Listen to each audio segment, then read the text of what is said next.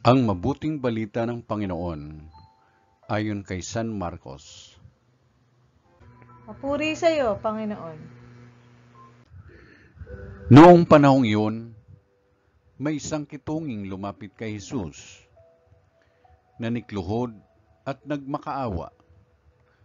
Kung ibig po ninyo'y mapagagaling ninyo ako.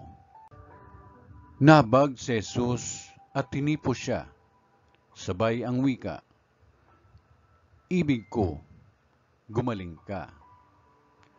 Noon din nawala ang ketong at gumaling ang tao.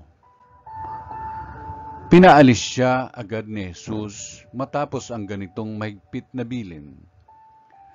Huwag mong sasabihin ito kanino man. Salip ay pasuri ka sa saserdote.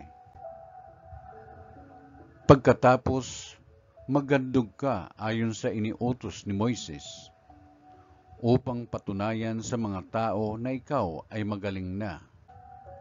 Ngunit umalis siya at bagkus ipinamalita ang nangyari.